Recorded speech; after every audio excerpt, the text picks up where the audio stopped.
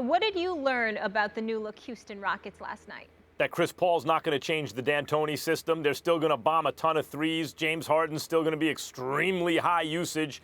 And that the Rockets are good, really good. Last year, as you know, I mentioned that they were the team that posed. They weren't going to beat the Warriors, but of any team that had the best shot, they probably did, because they had what was like a puncher's chance in boxing. In other words, they bombed so many threes, and Daryl Morey admitted to this before the series.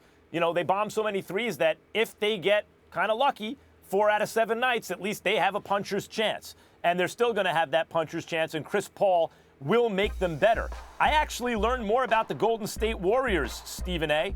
Draymond Green sits down. Look, the Warriors are going to win that game. And then Draymond had to sit because he hurt himself. And when Draymond sat, the Rockets won. Draymond Green, I'm not saying he's the second best player on the team. The best player on the team is clearly Kevin Durant. But the Warriors were in title contention without Durant. They won 73 games without Durant. They beat the Cavs, and then they beat the Cavs, and then they lost to the Cavs, but on a 73-win team and by the skin of their teeth without Durant. Durant makes them unfair. Durant's what means that everyone's going to take the Warriors to win, and everyone's going to be right. They're going to win. But in terms of who the most indispensable players are that make them the Warriors, Steph is number one because he can get to the paint, collapse the defense, make good decisions with the ball, and you got to pick him up, basically when he starts dribbling the ball, which extends the space, right? Not all three-point shots are created equal, and Steph gives you extra space because of where you need to go out to defend to pass the three-point line. The second most indispensable player to the Warriors is Draymond Green. Kevin Durant puts him over the top, but the thing that makes them the Warriors is Draymond. The reason they can play 5 out is Draymond. The reason they don't need a classic center even defensively is because of how Draymond plays defense and swarms in the paint. He allows them to be the Warriors more than any player except Steph. He is the second most indispensable player on that team. So in other words, let me be the first to say that if this wasn't a national television show, that obviously, I have a lot to do with this show.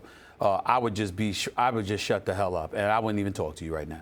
I mean, when you're trying to tell me that Kevin Durant is less indispensable than the Draymond Greens of the world, there's nothing I can say to you about that. I mean, I don't even have the energy after working until 2 in the morning to even argue about that. I just don't. What was their record when Durant went down last year? I don't care. I don't care. I'm not because I know what my eyes tell me. I'm not reading pieces of paper and watching highlights on television. I'm at the game. I see how these guys operate, and I'm watching these boys operate. I know basketball, and the fact of the matter is I love me some Draymond Green. Draymond Green is sensational, and he has a very high impact on the Golden State Warriors. But at the same time, when you consider the greatness of a Kevin Durant, don't tell me that both Draymond and Steph are more indispensable than Kevin Durant. I don't believe it. They are. It's not my fault. No, well, I think you're wrong, and I'll just leave it at that. The fact of the matter is, if you want to know what I took from last night's game, it was really nothing.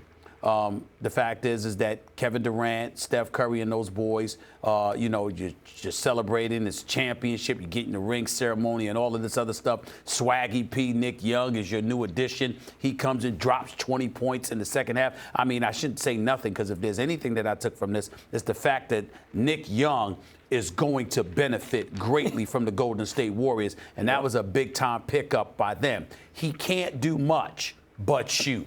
But boy, can he shoot. And when he gets hot, he gets hot. And we have to remember that what he has done throughout his career, whether it's in D.C. or in L.A., he did with primarily contested shots under duress. In Golden State, that's not going to be an issue. He's going to get open shots. And because he's going to get those open shots, he's going to be prolific for them, and he fits exceptionally well into what they do. So for me, I would take away that.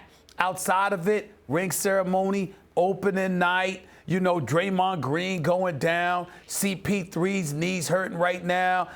It's hard for me to take anything from it, but I do respect Houston.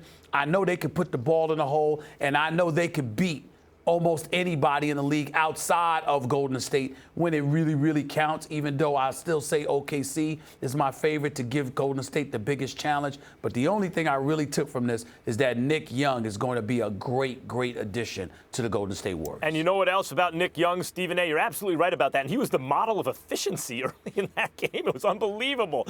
He was taking all the shots and he was hitting all of them because you're right. He doesn't have to, he's open. He's always open. And by the way, on Golden State, you take a shot from 5 feet before the three-point line, no one's yelling at you. They're like, attaboy, extra space. Nick Young is really going to benefit, as will the Warriors benefit from Nick Young if they can keep his game under control, and it looks like they can. But another thing about Nick Young and how he fits the Warriors is Nick Young, for a while, became one of the Lakers' best defenders. Under Luke Walton, that guy started playing defense. I know it sounds ridiculous, but he did. No, it doesn't. You're right. It's kind of like J.R. Smith. J.R. Smith and Shumpert went to the Cavs because Shumpert was the defensive guy, and J.R. Smith never played defense. And somehow J.R. Smith, for a while, was their best perimeter defender, and it was the same thing with Nick Young. He bought in, he used his athletic ability to defend, and he became a kind of a 3-and-D guy, and in that way he really fits the Warriors because the Warriors, everyone notices the shooting, and that's obvious. But also the defense. Without a classic big, as I mentioned, another reason Draymond's so important, they swarm. They switch really well and all that. They swarm in the paint. They play good on-ball defense. They're just a good defensive team. And it's hard to imagine these words are coming out of my mouth, but Nick Young fits the profile. It's unreal.